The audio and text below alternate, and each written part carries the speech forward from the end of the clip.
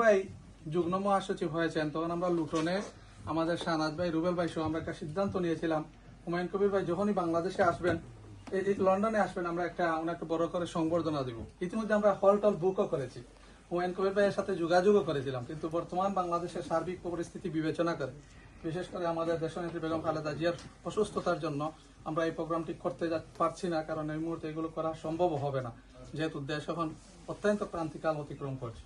আমি যে কথাটি বলবো, হুমায়ুন কবির ভাই আজ থেকে 2-3 মাস আগে যখন লুটনে একটা প্রোগ্রামে গিয়েছিলেন আমাদের বেন্নু সেন্টারে, তখন আমার বক্তব্য ছিল এটাই যে হুমায়ুন ভাই আপনার কাছে আমার অনুরোধ, একজন সিলেটের বিএনপির কর্মী হিসাবে আমাদের সর্বোচ্চ বৃহত্তর সিলেট বিভাগে সাংগঠনিক সম্পাদক পর্যন্ত আমরা নেতা পেয়েছি গৌস ভাইকে, এর উপরে কিন্তু আমাদের কোনো কেন্দ্রীয় বিএনপিতে কোনো নেতা নেই। আমি আপনার মাধ্যমে বিএনপির ভারপ্রাপ্ত চেয়ারম্যান জনাব তারেক রহমান সাহেবের কাছে আমার মেসেজটিকে আপনি পৌঁছাইবেন যে এটলিস্ট আমাদের বৃহত্তর সিলেটে একজন যুগ্ম মহাসচিব, একজন ভাইস প্রেসিডেন্ট এবং একজন স্থায়ী কমিটির সদস্য যেন আমাদের বৃহত্তর সিলেটের মধ্যে যেন আমরা পাই।